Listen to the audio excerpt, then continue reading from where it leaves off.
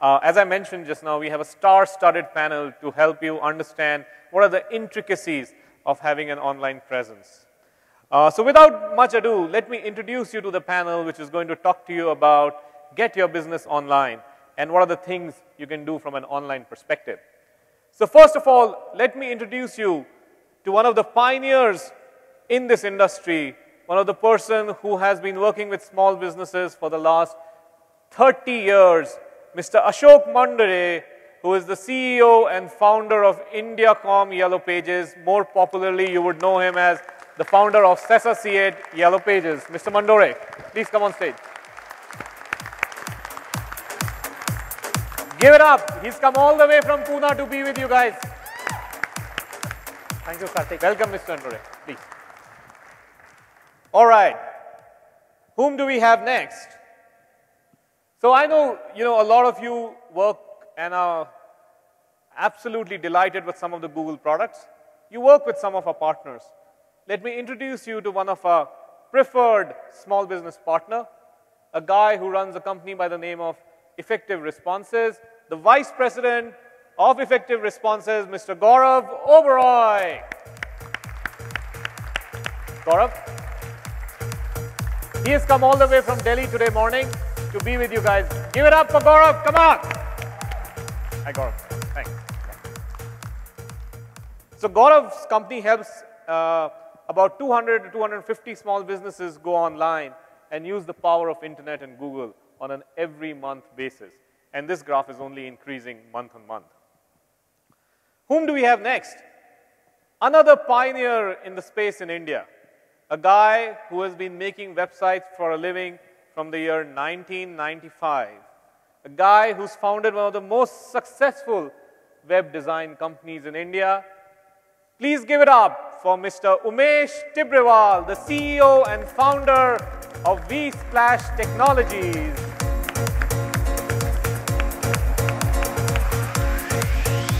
Umesh, thanks for coming. Thanks. So Umesh is based out of Hyderabad, and he started his business almost 15, 16 years back when he returned from the United States and says, this is what I want to do. Today, he makes more than 20,000 websites a month for customers all over the world. And he's the man you want to ask any questions regarding what kind of website I have, what kind of website I should make, and so on and so forth. So what else? Let's look at another person. So when you make a website, you have to first register a domain name. For people who don't know what a domain name is your web address on the internet.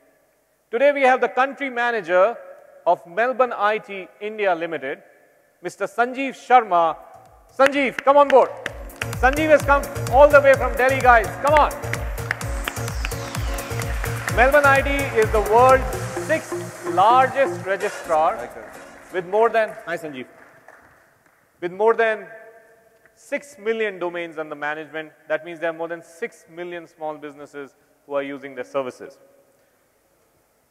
And last but not the least, I want to call a person from one of you. Somebody who's been using online as a service, who's been having a website, who's faced challenges, who's overcome that, and is using online and the online medium successfully.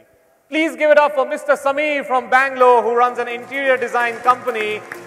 He's come here today all the way from Bangalore. He runs a company called Bonito.in, and it's an interior design company. Sameer, welcome.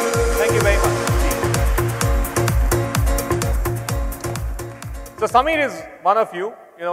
He had his own challenges, etc. in the past, and he's going to talk about how he overcame those challenges and what does he do by using online successfully for his business. So let's get started, and I'll take my chair over here. So thank you all gentlemen for joining me today and speaking in front of this fantastic Hyderabadi crowd. So Sameer, let's start with you.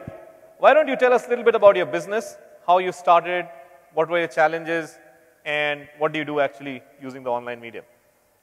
It's been around 2.5 years since we started this profession, interior designing. We have been designing interiors for residences and for offices per se. 2.5 years, 3 years back, we were doing it as a team of youngsters. We walked out of college, we got into job, we found that this is a space where we can demonstrate our creativity, we can be more experimentative, we can do a lot of creations and make people happy. So a couple of friends joined together and we started off. What we found was the industry as such, the people who are already doing this are doing this for past 30 years and it's a daily job for them and it's nothing but a 9-to-5 work for them. We wanted to create a difference in this and we registered with all the websites or all the lead providing services, be it Just Dial, Suleka and all that. And then we started figuring out the difficulties the customers face by the time they reach to us. We get calls from the customers, they call us up and they ask, what kind of wood do you use? What kind of finish do you give? How do we explain that to the customer over a phone? And there is this distance factor. We are sitting somewhere else and the person is calling 40 kilometers away from us. How do we cover that gap? And as we started doing a lot of projects, there were certain things that we found were so difficult to handle on the field, but it could be done easier with an online solution.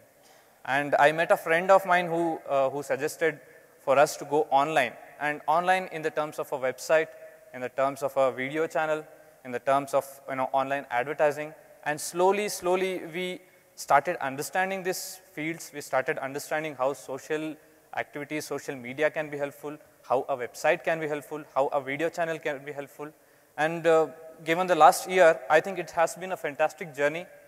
And we started showcasing, we started telling the world this is what we do. For example, we made our website, bonito.in, and then we started slowly putting out a blog. For example, I started designing your interiors. What are the challenges that I face? What is new that I have brought that no one else has done? I started posting pictures on our website. On Facebook, we started putting videos. And now when some customer calls us and asks us, what is it that you do? What kind of things do you use? Sir, please log on to our website. Please go to our channel. We have uploaded HD videos. Watch it full screen.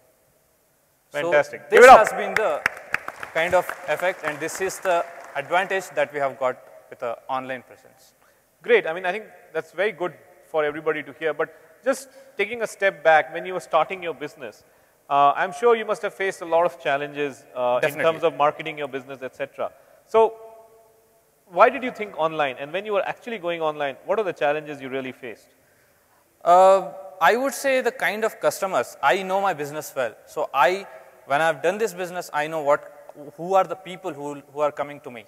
And then I work backwards. For example, I have had 10 customers. I started asking them, sir, how do you do your research? Where do you start? So most of our customers that we have seen, they start from a computer. Because the kind of customers that we have had till date, they work 9-to-5 jobs. So it makes sense for them to sit in front of a computer during their leisure hours and just type in, okay, interior designers in Bangalore, interior designers in Hyderabad. That's where they start. So when we figured out and when we saw that we are not there, when they searched that particular term, we felt, okay, we are losing out on a very first step. So you felt that you're losing out on potential business inquiries. Exactly. When a customer is looking for you. Exactly. Okay. And that's where we started. That's where we wanted to figure out how could we come there? How can we be present in that particular space? And then we figured out that we needed a website. And that's where a lot of questions comes in. Where do I book my domain name? Right. Whom do I hire? What kind of service do I need to get? What are the recurring costs? What are one-time costs? So all those questions had to be answered. And we slowly figured it out in due time. Okay, fantastic. So I know you work with Gaurav's company quite a bit. Correct. So Gaurav, when Samir came to you and talked about helping him promote his website or making his website, getting his content, so can you just talk us through some of the challenges he faced and how did you guys overcome it? Sure. The major challenge was, if I need to go online, how do I need to go online? That's the question. Are you a reliable company? Will you come and take the check and run away the next day? So being a premier partner to Google, these were the questions which my team was able to answer. We booked the domain, we did the website, he is the best person to tell us what content and what image and what video should go where, right? So his challenge was, I have the raw content. If I have to post it online, it should be. So if some user is typing in this keyword, he finds him, he gives him a call, he leaves an inquiry, rather than having a generic email ID just to make him look more professional. We gave him an email ID at the rate his business name. He could understand who my customers are, where they are coming from, which area I need to spend more money and which area I need to pull myself from. Because if it's a location-based business, he cannot target more than 30, 40 kilometers in and around his office. Yeah. So if somebody is coming from 100 kilometers away from his office where he's not been able to deliver his services, it's a wastage. So the best thing for him was reducing the wastage and making this medium more and more fruitful for him. So a couple of things was his reach. He could reach to his customers well on time to all possible devices, be it computers, be it mobile phone, be it tablets. He was able to target them. Third is he was able to measure what is converting and what is not converting. Fourth is he was able to customize his services and responses for the customers. If somebody is asking for a demonstration, he could simply give them a YouTube video link. If somebody is asking for his credibility, he can give him his website domain name and ask him to look for the testimonials out there. If somebody is asking that, has anybody ever referred you? He gave him a Facebook profile and see how many customers are talking about. So being a small company with 4 people working in it, he was able to portray the right picture, and with a very small investment, he could generate enough returns. Right? So, yeah, no, sorry, go on. So it's interesting you mentioned about generating enough returns, and at the back room you were mentioning, what is enough returns for you. So you want to share with, what kind of leads you got? No, actually it has been quite fantastic, I would say. The kind of power we get out of the analytics and everything put together as a package. The other day, I was just going through the analytics provided by his team, and then we had a lead who came to our website and he dropped in a query, and we saw that he came to our website over a keyword, interiors in Shobha Althia. And then he browsed through some of the pages, and then he submitted his contact details. I just called him up. Sir, I'm calling from Bonito Designs. Yeah. Left us a query. And you have a flat in Shobha Althia? Yeah, he said. Sir, please, which block are you from? Which flat, what is your flat number? Okay, I'm in this floor, 14th floor, 05. I said, sir, please go down to ground floor. We have done a work there. Fantastic. So you see, we have saved him the time of him coming down 40 kilometers drive and visiting my office and then going back there. All of that time is saved him. Fantastic. I think that's great to hear. I think one of the things which you mentioned to me when I was sitting in the back room, that within 2 days of him starting his Google AdWords campaign, he got so many leads that he had to tell Gaurav to stop it so that he can fulfill those leads. And definitely. Big hand to Gaurav and their team for working on that. But that's a real success story. Let me just take a step back, and Umesh, I want to throw this question to you. You make thousands of websites every month, and I'm sure a lot of small businesses come to you. How does a small business decide what kind of website is good for his kind of business? I mean, how should he figure out which website should he? Should he have like a basic content site? Should he have an e-commerce store? Should he have a mobile site? How does he decide that? I think it's a combination of what category his business falls under. I think that's a very important piece. And the other important piece is the service provider who is taking the website from. I think they have to ask probing questions, because the small business does not have an experience of, okay, what should I expect on the site, or what do I need to provide to get the right website. So one key thing that I keep seeing across the thousands and thousands of sites that keep going on, people talk about, oh, my site should look good. It should look good, that's very important, but the other very big important aspect of this whole thing is, what are you putting on the website? What's the content? What's the imagery? I think they play a very important role, because ultimately it's not about a website. It's about you are building trust about your business through the medium which is website. So it's very important that the content which is there on the website is a very high grade. And I think that's what most businesses, they fall short on. They focus more on the price. They focus more on the other aspects which are not necessary and forget the core aspects of a website. No, good point you mentioned, but still me as a business, how do I figure out, I'm not a copywriter, so how do I figure out what is the best content for my site? How can people in the market like yourselves help me with that? So I think copywriting is one of the key pain points, not just in India, all across the globe. So it's very important that the service provider who you choose can provide you almost the entire gamut of services. And they got to handhold you and walk you through the process. I think that's the key piece here. Okay, and what feedback do you expect from the small business? So suppose I as a service provider go to a small business, what are the things I should proactively tell a service provider that, this is my business, these are my products, keep these things in mind when you're designing the content? So I think the key thing is you are a business. You know why you have succeeded so far, or you have a vision of where you want to go. You have to communicate your vision to the service provider as to what do you want out of your website. It's not about a website. It's about your business.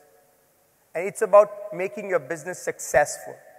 So it's important to talk about the business and not about the 5-page website or the link name.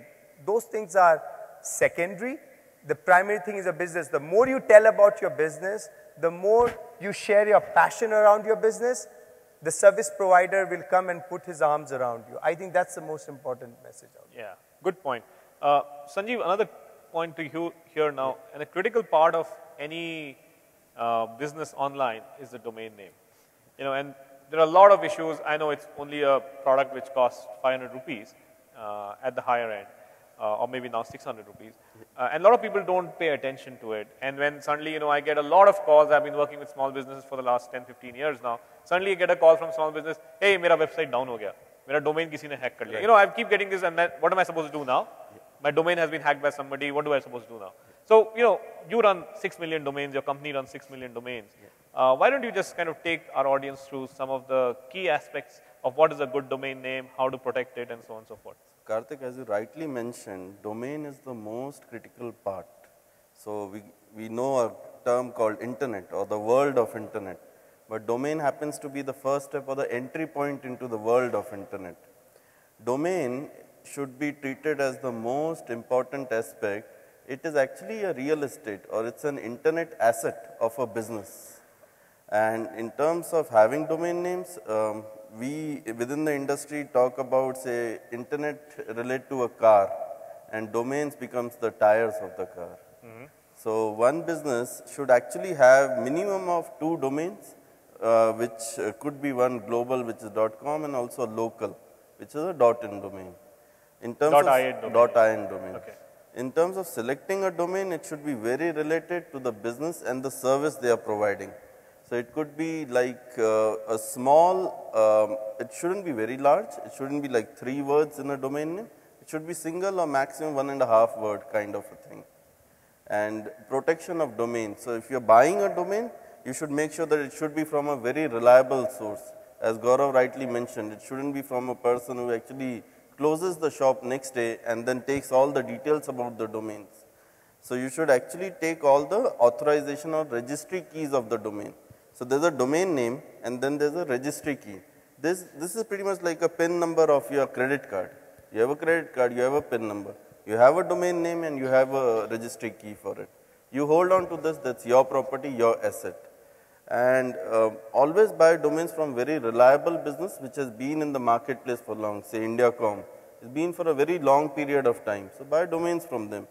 We all know these large brands will always be there for a very long period of time. And manage your domain names yourself. Be aware. Okay.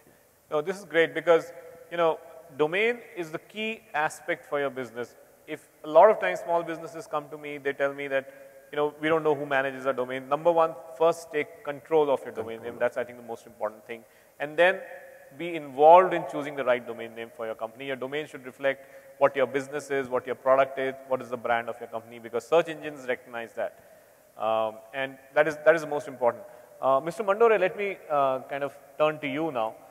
You have been running a very successful Yellow Pages company for the last 25, 30 years, and you have relationships with thousands of, your company has relationship with thousands of small businesses.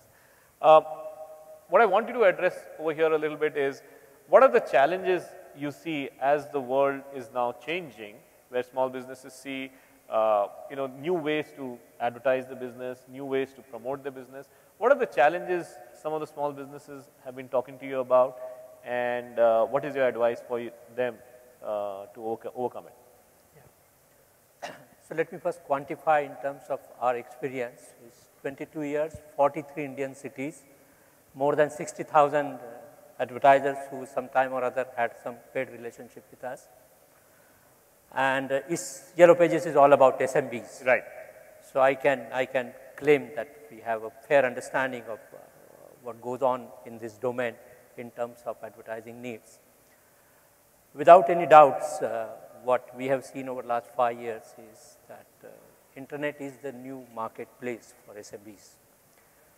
You shared in the morning the growth at which searches are happening, and the trend is not likely to change, probably accelerate. So we have realized very acutely the need that all SMBs sometime or other will have to come online. I don't think it is a matter of choice. What remains to be seen is how soon it can happen, and what can the internet ecosystem, people like Google search engines, people like Sanjeev's company, people like Gaurav's company, people like us, do to enable SMBs to move on to this trend as quickly as they can. There are very distinct advantages that this new platform is bringing to table. One of the most important things that is quite obvious in the technology itself is that it helps you to eliminate all the wastage out of your advertising money. If done well, and we have experienced this in the last couple of years, that if the campaigns are done well, if the money of internet advertising is utilized well, it really is very, very targeted. And unlike mass media, where you cannot control the wastage control is very much in your hands here. However, it is a new phenomenon for the SMBs. Yellow Pages were introduced way back in 1988, and that was the real beginning of SMB advertising in India, because SMBs were not so active on mass media otherwise. And Yellow Pages brought into the advertising fold SMBs in a very large number. I would imagine that all Yellow Page players together probably had more than 200,000 SMBs advertising in that medium. They have that experience at the back of their mind. They have certain perceptions based on that experience. This is a new platform, and it has certain different requirements, whereas it offers tremendous benefits. There are 3 things that have come to my mind based on my interaction with our clients. Number 1 is, I think SMBs need to do a little investment on understanding and educating themselves about this new media. It doesn't work like print mass media would work. And Samir's example is a very good example. What I could make out from what he said is that he made an effort to first of all understand this media himself. He engaged Gaurav's company, but he did not leave everything to Gaurav. And that little bit of understanding, and I think the audience here, by coming to G Day today, has taken a good step already in that direction, but a little more is required how this media works to understand. The second requirement for taking the best out of this platform is audience research. Advertising into traditional media did not require such a fine-tuned understanding of your target audience. Internet, if you really want to use the power, and if you really want to do targeted advertising, and if you really want to minimize the wastage of your media, it requires you to understand your audience very well. And that little investment, I would recommend that every SMB must do, and that is a real challenge for the community of the internet ecosystem, people for us, helping SMBs to understand how to do that research, and we're doing it quite actively, and we've seen very good results out of that. And the third requirement and the challenge is to get out of the budget mindset. That's a good point. This is a media where you can begin very small.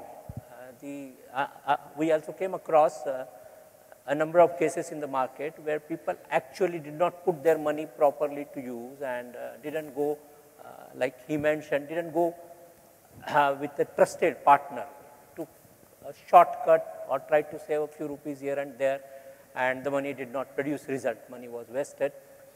Here, you need to choose the right partner. Maybe in the beginning, you need to spend a little more money than what you are used to spending on the traditional media.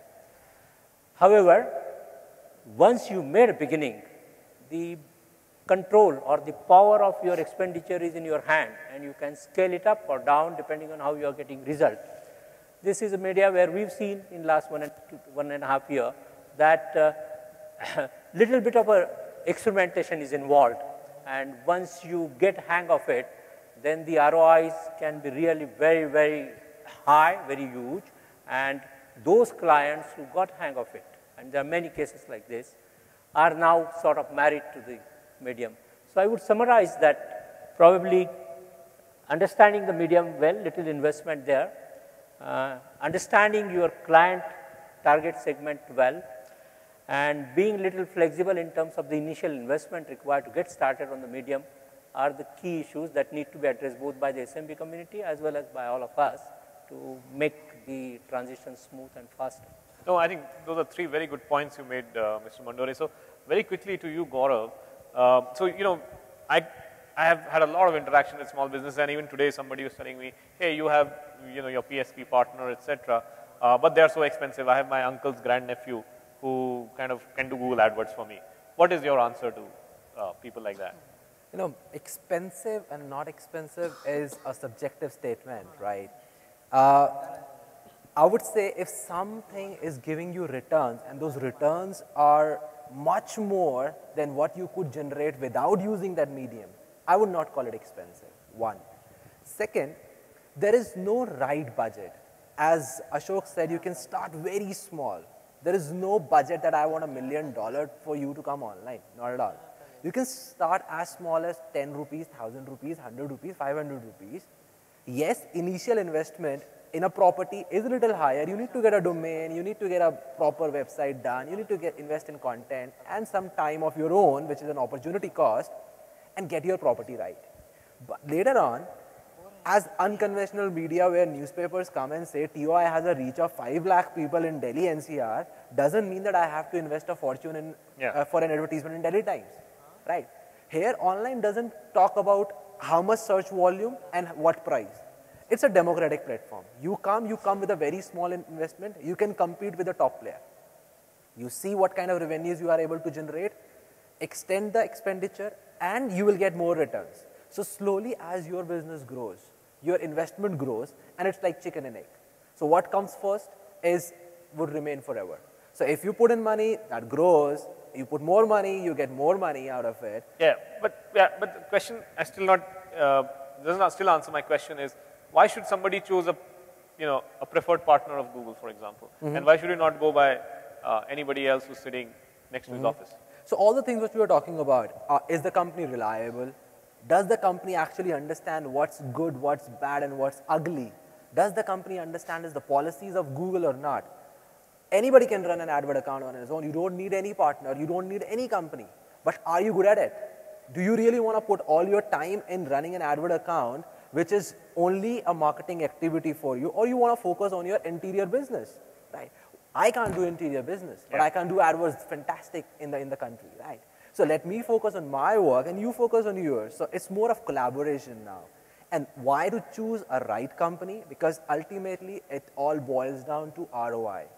Spending 10 rupees, if other company is giving you 15 rupees, if the work is done in the right way, it might fetch you 50 rupees as well. And it's all about the policies. If my business is abiding by all policies, the user is going to be happy in the end. And if the user is happy, he's going to give you 10 more rupees to get an extra service out of you. So a right partner, a right company would give you the right long-term strategy. In the short term, you can be on the top, you can generate business. But if you want to run your business for a night, it's good enough. But if you want to be sustainable, go with the right way. Yeah. Sorry. And to add to his, we ran a recent study where we figured out that on 4 million businesses, 4 million websites, what we figured out was 90% of those businesses, to be precise, 89.4% of those businesses cannot run a Google AdWords program. They would be suspended on day one because they do not conform to the Google policies. That's wherein a Google partner comes in very handy, because he knows what's right and he gets your website or some of the other products to make sure that they are up to a certain basic standard which you need to belong. So that's a very large proportion of sites out there, not just in India, across the globe, which are not Google compliant. Yeah, Gaurav, just a quick question. So, with your experience, have you done any study or expertise? Say, suppose a business like Sameer, they hire an expert like you, or at the same time they get the AdWords campaign through somebody else. What is the kind of difference in the return of investment that comes? So you have some stats around it? Yeah, there are a lot of stats. Before the stats, we get a lot of customers who have already burned their fingers with a random company. So they come to us, they say that we have spent X amount of money and we did not get any return. So as a platform, AdWords is not wrong, right? If it is working for one company, it has to work for the second company as well. There is a process to follow, one. Second, we all have been talking about a property which is good looking, which is engaging. So as a partner, we have a complete bundle of services in-house, starting from a copywriting to a content writing to a domain booking company in place to a website designing to AdWords to everything, so that under one roof, you get the best case practices for every category. If I don't have a good website and I start promoting it, I would not get conversions out of it. People would not stick to my website. So what we do is, before we conduct a study, we find out why this website did not perform in the first run. We find out the gray areas. We cover them up. So on an average, I would say 30 to 40% of customers who come to us are the first-time advertisers who do not know AdWords or who do not understand online at all. Rest all are who have already done it. Sameer had done it on his own, right? Forget about anybody else. Sameer did it on his own. So he realized that he's not been able to do it in the best ways. So when we did his campaign, the life example, 2 days, he got about 10 inquiries and he had to pause the campaign because he wanted to cater to I'd like to pitch in that. Actually, I had been, researching on that, and with the help of my friend, we ran for campaigns for around 10,000 rupees, I would say. And what I noticed in the span of 1.5 months was, I was not focusing on the business. I was not focusing on my core, job that I was supposed to do. It was more of, trying to understand that is really not my cup of tea. So when I spent around 10,000 rupees, it did return. It did give me return. It was definitely worth, return on investment. But then I figured, what if I could find someone who does this for a living? Yeah. Right. But then I can totally be worry free about incoming leads.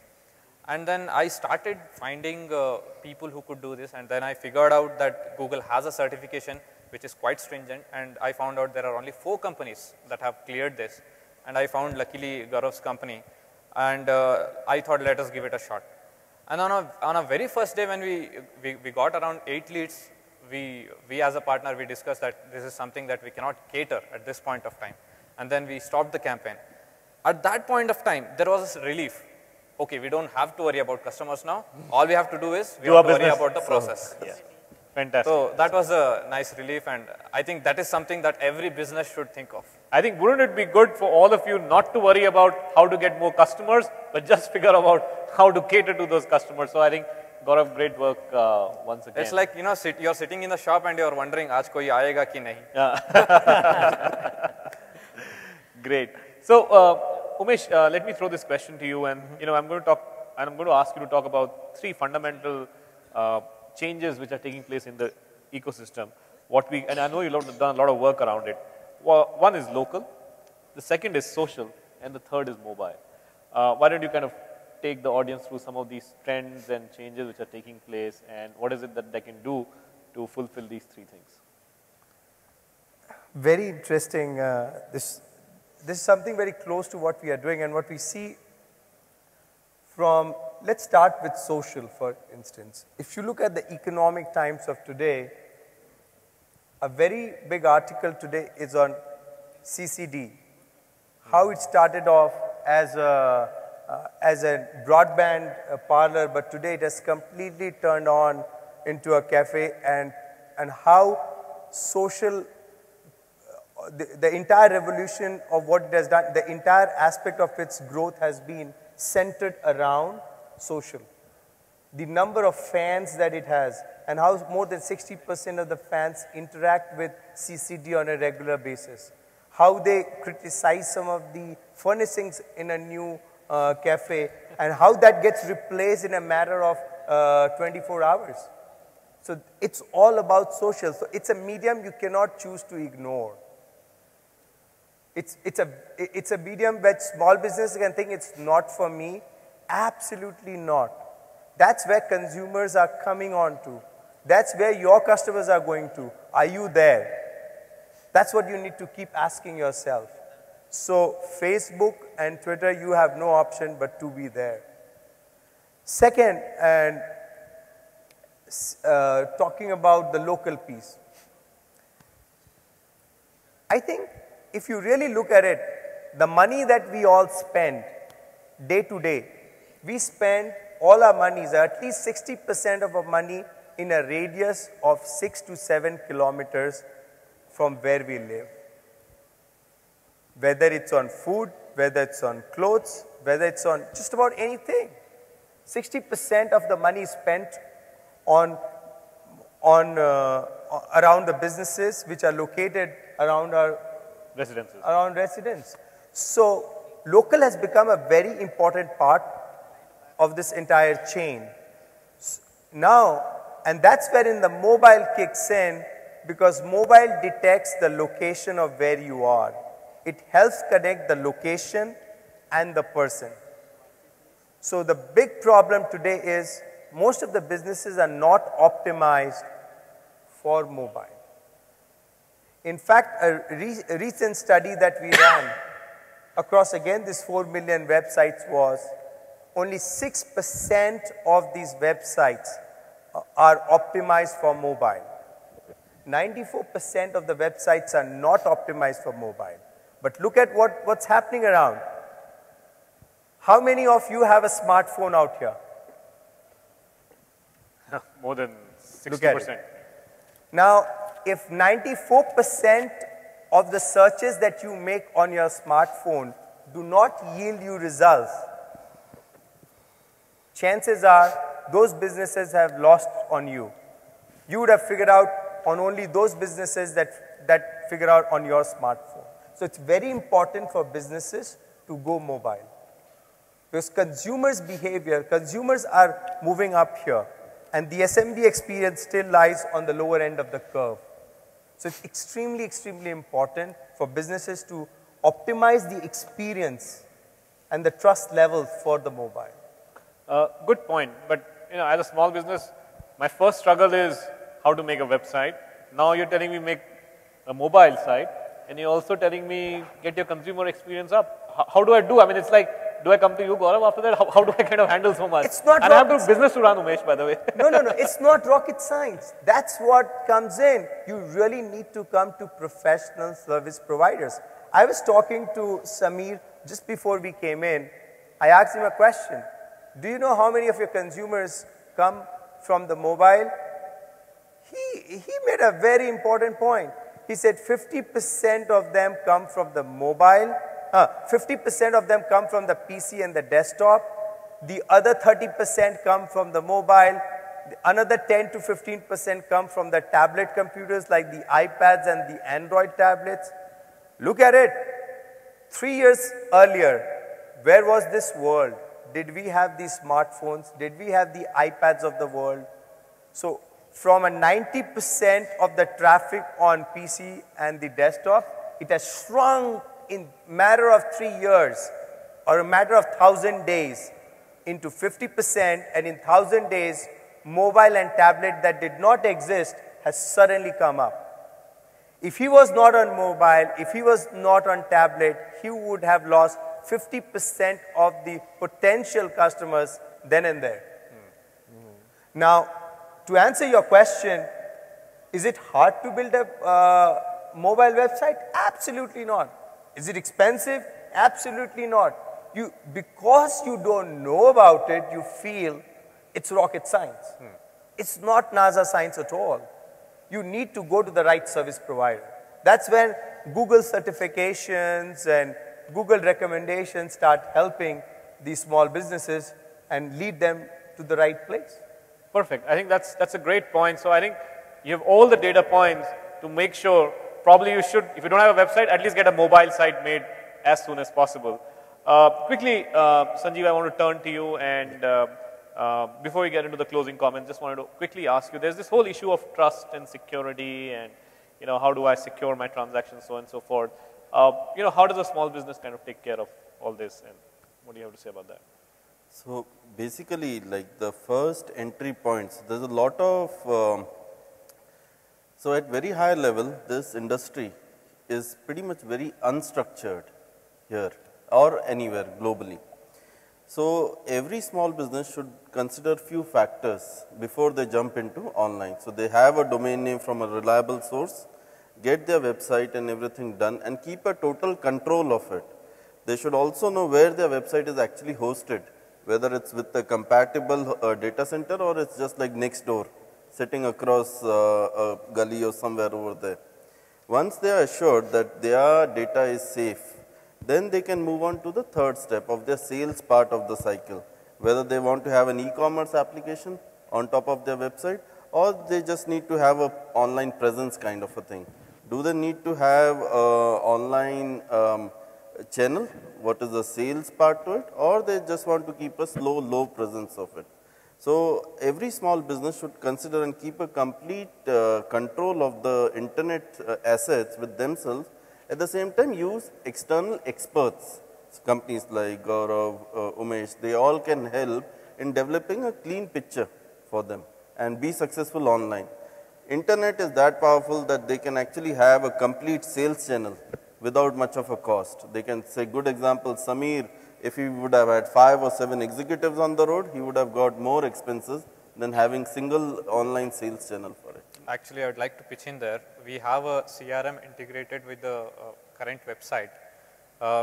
Whenever some lead posts in or when query comes in, we get a message and with a number, with email address. So there is a very little gap to catch on to that customer, because a customer doesn't leave response on just a single website.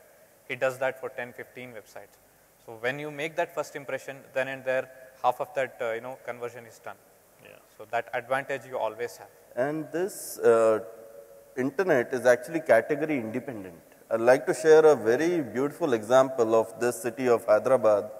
2.5 years ago, we were doing a lot of research about India, whether India is prepared for internet, whether Indian businesses will use the power of internet and they will use all the utilities of internet. So we had our meetings here in Hyderabad, left for airport, and in the taxi driver I told, okay, this is your fare, give me the receipt. In those days he told, sir, no receipt. I told, but I have to claim my expenses. He told, sir, give me a card, I'll email it to you. I told, okay, whatever, 600 bucks. I left the card. Next day, it's in my inbox, blah, blah, blah, @a/c-taxi.in. I told, wow. This is in city of Hyderabad? This is city of Hyderabad. Fantastic. And it all started. And this was 2.5 years ago. So. And then the awareness has grown so rapidly that today we have a number of around 3.54 million domains out of it. 2015, 2016, the expectations are 16 million domains out of India alone. Wow. So the market and everybody is growing. So the sooner you come online, the sooner you get the benefits of being online. Fantastic, fantastic. Mr. Mandore, any closing comments? I would like to go back to this choice of partner, because I think that is an important issue for SMBs. They are too busy and we can give them a lot of formula. So I'd like to share with you what we do in the traditional yellow page medium. We use an acronym called RASKIL, and in fact it is integrated into yellow page advertisement, which is something which helps you to choose a right partner in a very, very simple way. And I like to share the expansion of 3 letters out of that. So one is reliability factor, and it's very easy for you to judge reliability. There are various ways, but one very important reliability indicator is how many years the business is in. And this first question you must ask when you choose a partner: when were you set up? Second is authorization. This is a domain where almost every service is through some kind of an authorization channel. So you need to ask, are you an authorized reseller or are you an authorized channel partner? If yes, whom? And it's very easy for you to verify with the parent company the authorization is there or not. And third is location. You must, this is a long-term investment, this is a long-term relationship. Once you choose a partner, it will be in your interest and in your partner's interest that this relationship continues for a long time. This medium is going to be useful to you for the life of your business. You must visit the location of your service provider. You must make that effort to see that physically the place is there. There is an infrastructure that is capable of servicing. I think if this is taken care of, then a choice of right partner will more or less fall in place. Once you've chosen a right partner, I think a number of other questions that come up relating to security, relating to through whom to book the domain name, or how do I make a mobile website, many of them actually become redundant, because there are now companies, it could be Gaurav's company, we even at Indiacom do that offer you end-to-end solution, right from starting a domain booking up to your social media presence apart from your website, taking care of your mobile website and so on. So I think the key for SMBs to move quickly on to this platform is deciding to go for it, doing the basic preparation in terms of education and audience research, and then choosing a right partner. If these 3 steps are taken, like he's become worry-free in terms of getting customers, I think that potential exists for everybody here in the audience. Fantastic. Samir, anything last? You started it, give it to you to end it. I think for every business right now, it's not an option, because 10 years back, Bill Gates said, if you're not online, then you're not in business. I think it's really true right now, because nobody wants to get out in the traffic and come to your place and then have a look at what you have to offer. They'll start from their PC, they'll start from the tablet. They have one or the other thing connected to internet. So you cannot miss it. You have to be there. So if you are not there, your competitor will definitely be there. So I guess you don't have a choice there as such. So not an option. This is the final comments from one of the great users of internet and online as a medium. Thank you all the panelists for coming here today from all over the country. Appreciate it. A big round of applause, guys. Thank you so much. We are open to a few questions. We have time, so please feel free to ask as many questions as possible. Yeah. Hi, gentlemen. We request each and everyone to kindly go to the mic stands if you have any of the questions. Thank you. This is Ramna here. I have questions to Gaurav and then Samir. See, these days, as you said, to be online is the best priority for any SMB, right? And moreover, another important thing which we see, as he said, the consumers are moving up the value chain. Like they look for the partners, or they look for the service providers for a particular service. They're also looking into what is called as consumercomplaints.com and many other complaints area, where they're trying to find out whether the particular service provider has any complaints or not. In this area, have you faced any problems in that area, Samir and Gaurav? How did you respond to these things and see that the SMBs, they overcome all these things and then flourish in their business? I think it potentially has to do with your business when it comes to that, because if you are true to your business and if you are offering the best of the services, that definitely can be taken care of. Consumer complaints, be it consumer complaints or mouth shut, we have been there and we have had all those issues. But when we as a company are in front of customers, we take that as a challenge. I would say that. When we are present for, grabbing the attention of the people, of the customers, I would say we would grab that kind of attention too and this kind of attention too. But for us, it has been a challenge and we have taken it very sportively and we have made sure that we have not had a single negative review as such till date. Even if you had one, did your customers respond back on mouth shut or on the consumer complaints? No, we never had any negative Good, reviews. great. How I about would you, like to Gaurav? take this question up and give you an example, right? There was a case study before I come to our company. There was a case study. A female in Japan, she wanted to go out for fine dine. She went online through a mobile phone. She looked for the restaurant near her location. She went out there and her food had a hair thread. So she suddenly, automatically, she went down to the Facebook and posted XYZ restaurant, a hair thread in the food. Within seconds, the social media guy in that restaurant came to her table, apologized, changed the meal, and then asked her to leave a testimonial itself. So this is the power of internet. No business is 100% risk-free. Two guys looking at the same object might interpret differently. Yes, every business would have negative comments online. It can be an agitated customer, it can be a competitor, it can be a customer who wanted X but sees it as Y, right? A lot of our customers do face it, and the best way is to acknowledge it, welcome it, because that is going to improve your company, that's going to take it as a feedback. Don't shout back. And that is going to help you build your processes and refine your processes. Sitting at the top or maybe the top most level of the company, you don't know what your customers are facing, what is the problem. So maybe your sales guy has promised something, and when it went to the management of the company who owns the business, there was a Chinese whisper and he said, Y has been promised to me, and when something was delivered, it was Z. So who is giving the money? He will feel cheated. He will come online, complain, accept it, understand what went wrong.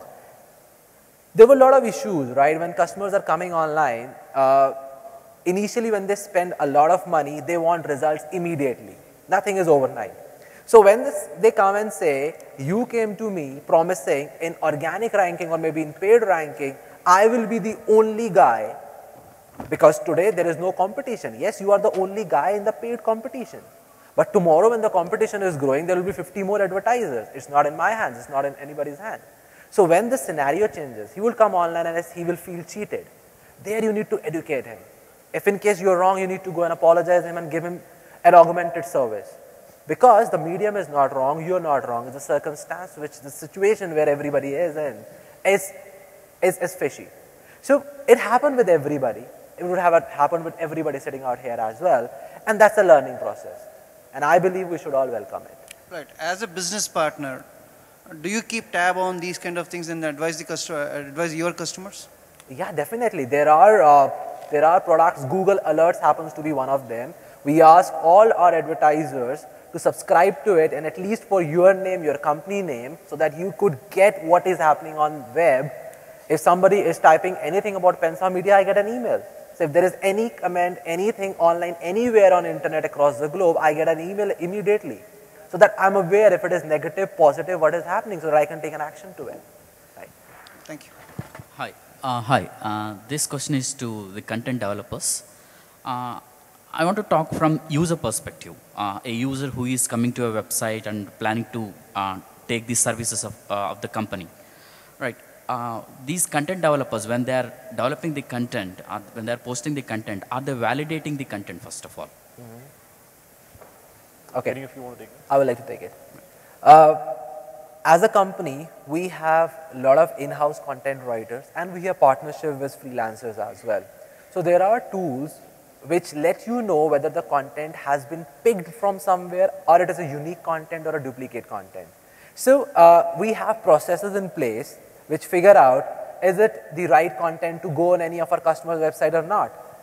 In any of the businesses, say if Samir is running his interior designing business, he's the best person to give me the raw content. I don't know how many people work in his company. I don't know what the testimonial is. I know how to beautify this content and make sure you as a customer is glued to his website. So he gives me the raw content, and my content writer put it in a beautiful way so that tomorrow when you come to his website, you find that this is the relevant stuff. In the between, the process which is integrated is my people would write the content, and the other tools and humans would check the authenticity of the content, and then only the content would go online with Samir's permission. He has to see whether everything is right or wrong, because as Ashok also said, ultimately the business has to invest some time understanding whether the agency who is working for him is the right agency or not. Ultimately, decision is his. So if in case he comes and says that I do not want all these, I want to tweak it, we are more than happy to do it. Okay. The reason why I'm asking this question is, we have seen a couple of websites wherein they claim, say, I have been in business since 1960s. And really they were not. So we might face some, from users' perspective, we might face some challenges of, checking the credibility of that particular business. So maybe is it not an opportunity for Google to give something like a benchmark saying validated by Google when you have clearly validated from your business partners about that website? If you give something like validated by Google, maybe I think users will certainly see an opportunity there saying, yes, this is validated by Google, I think I can use it in a better way. So, yeah, so Google definitely has policies in which, you become a Google compliant website. If you miss any of those policies, and there's a whole bunch of them you can go on the website and check out, you will not be indexed and accounted, and you can't run Google AdWords. So as simple as that. Google already has that. When it comes to me, when I just open the website saying validated by Google, because that's a famous company which I hear a lot. So you mean to say Google should validate billions and billions of web pages? Maybe, if required. Maybe we will do it someday. Yeah. But not today. Yeah. Maybe it's a business opportunity for you as well, isn't it? No, because the credibility you have with the users, billions of people here, maybe you can take it as a business opportunity, I think. Probably. It's easier to find out the criminals rather than giving a token of appreciation to all the citizens for being good citizens, right? So better go and say you are a criminal, you committed this crime. And that's easier as well for everybody. As the ecosystem would grow, we are asking millions and millions of businesses to come online. It's a useless activity for Google to go on each and every page, according to me, to say that you are good, and you are good, right? It's better who is bad, Google pushes it back. So at a very high level, answer to your question is, there are a lot of things called security certificates. So if say there's a bank, say HDFC, if it's just hdfc.com, hdfc.com, I won't actually enter all my details and everything. To make it authenticated and reliable, they have that certificates, a security certificate, through which I am very comfortable putting my details across and fetching all my details from this. So internet community has actually put certain parameters in place through which they can understand these are the authenticated businesses. As far as the content goes, that would be too large and kind of an impossible task, because every business owns their property and they can change whenever they want. 1 hour it's there, second hour it could be something else. Right. Maybe I just... In fact, today it is important that your content should not be static. If your content is static and your competitor is updating the content frequently, chances that you are there on the first page or the second page is very minimal. So we are living in a world of Facebook and Twitter. Whatever Kartik is speaking, I am speaking, I'm sure something is getting tweeted right now. So to police every single word on every single site, I haven't seen that kind of a process anywhere. I think the beauty about internet is the democracy that it brings along. Right. Nobody polices it. The users themselves police it. And if a small business is putting together something which is not right, which is a little bit fraudulent, it's a buyer who will be able to quickly say, this is not right. It does not seem real. After he facing the pains. Say again? After the buyer facing the pains. Not really. It depends. Like I could add something there. So you are posing this question from the point of view of user of a website, as a buyer potential. There is a basic tenet in the Contract Act, not only in India but globally, and it says buyer beware. Now whether you are buying through internet or whether you are buying in physical world or any other channel, it is a well established practice that it is buyer who got to be careful while buying. Content on the website may be incorrect, false, or actually when you go physically to buy, the interaction also claims could be made false. I don't think as individuals or as businessmen we have an option to becoming smart buyers. We need to learn how to buy, and I think in that process you will also automatically learn how to distinguish genuine content from false content. It is not something that somebody else can do for you, and it's a completely different subject. I don't think in a forum like this we can discuss, but the basic responsibility of being a smart buyer is on the buyer. That is a well-established universal principle. Thank you. Thank you. Thanks. Hi, this is Venkat here. I have a question. We've been discussing a lot on this AdSense, AdWords, Google, and the social networking. This basically in the urban India, like basically the tier 1 or tier 2 cities, basically the growing cities. How is that we are focusing, or Google especially focuses on the tier 3 cities, or maybe the places where the lot of the people are there who are in the student community or the farmer community, or what are the plans, and can you share some information on that? Yeah, Thanks. sure. I don't know if you were there in the morning session. I spoke a little bit about the Google bus. So we've covered, so what we are doing is we are going on two sides of the coin on promoting the usage of internet. One is on the consumer side. So we're getting more and more users across the country experiencing the power of internet. We have something known as the Google bus, which goes all around the country. We have traveled more than 50,000 kilometers, 140 towns in 12 states, which people just, kind of experience internet, experience Google, experience search, and so on and so forth. That is one. What this has done is got 8 million people kind of experience internet till now, and 2.5 million new users have started using internet on a very regular basis. Second is small businesses. So, you heard a lot about before this session about our program called the Get India Business Online. And what that has enabled is now we've got about more than 100,000, I think the last figure was about 130,000 small businesses who have set up a web presence already. Okay, so Google is providing them free websites and free domain name and so on and so forth.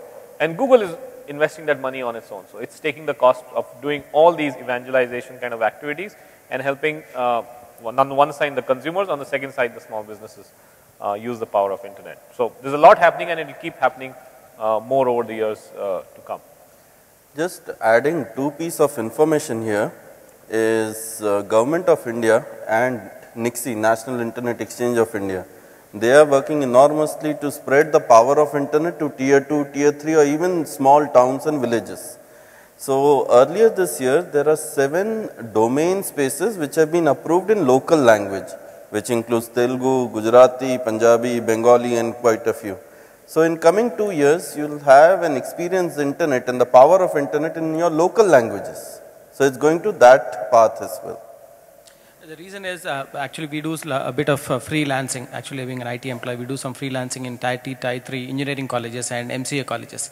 But wherever we went out there, we see that the MNCs, I will use the word MNCs, the IT majors, they focus more on the urban India, coming to the pockets like IT parks, or maybe to the Hyderabad or Bangalore.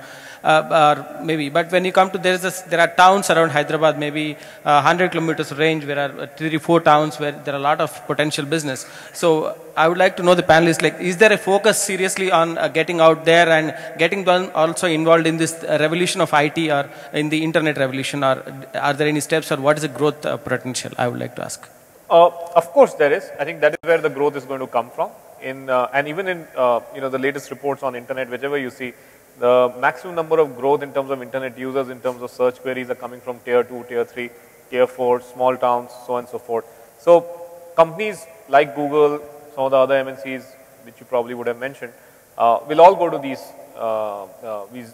areas to kind of propagate the growth of internet. If you ask me a specific plan, I don't have it on top of my mind just now, but we can connect offline and I can let you know. Thank you. Sure. One last question, please. Thanks. I have my question regarding domains and virus attacks. Basically, I have a friend who does some freelancing work, and he was telling me some time ago that a lot of viruses have attacked the sites that he has built. So what can an SMB do when he purchases a domain to ensure that there are no virus attacks and things like that, so that the business doesn't get affected? So domain is actually basically an identity. So that's what it is. Then the attacks are actually not on the domains. It actually goes on the content. What comes in, like there's a domain, If it's just a static page and a web presence on it, that website can be attacked. There are DDoS attacks and many other attacks. I think Umesh can put more light on it. But as far as the domain selection goes, you can have one or multiple domains. And as far as the attack goes, Umesh can put some light on it. So basically the attack is always on the host, which is the computer on which your site is hosted. So domain is just an address. So it depends on the security of your hosting, and the attack is out there. That's what typically it is. That's what you need to make sure that the place where you are hosted is a secure facility and folks are taking well care of your hosting. That's where somebody can claim I can give you hosting in 10 rupees and somebody can claim I can take 1,000 rupees.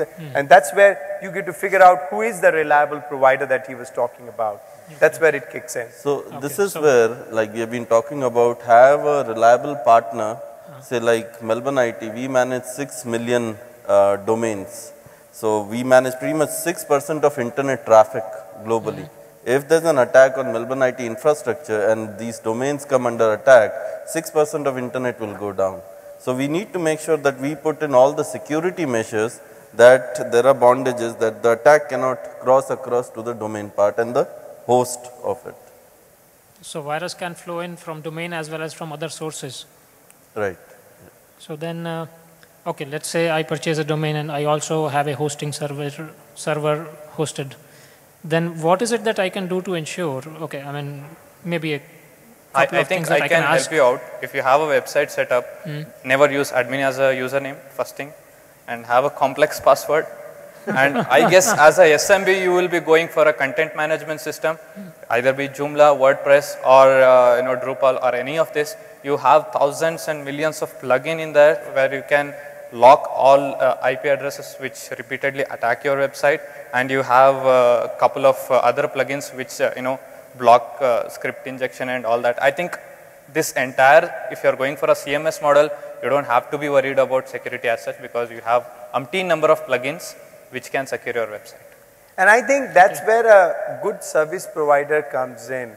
Samir may not be a typical SMB who would have so much knowledge on SQL injection out there. I would be surprised. And so for that matter, that's wherein take the help of subject matter experts who can help you navigate the waters. Could you probably give me a list of like 5 or 6 main things that I should ask the service provider? Yeah, we can take this offline because we're completely out of time. Okay. Can I add an extended question to the same question? See, very quickly. Domain name. So suppose that the domain name got hacked, the username and password. So I don't find any domain name provider having a two-step verification like a Gmail account. So if that is incorporated with the domain names, like suppose that someone steal my domain name and password, that's my mistake anyway, but somehow it has happened. So I don't think any domain name provider is providing a cPanel with interface with two-step verification process, wherein which you get a password like in Gmail. So if that is incorporated, if they steal domain name, they steal everything, right? So there is a full policy through ICANN where you can actually, if required, you can claim your domain. So there's a process around it. You need to submit applications, and then you can actually get all your domain and authority. So that was our first point today, that pretty much get the domain key and keep it secure with you. Yeah, that is how we have to do. But this two-step verification process would really add some value to the the users who are using.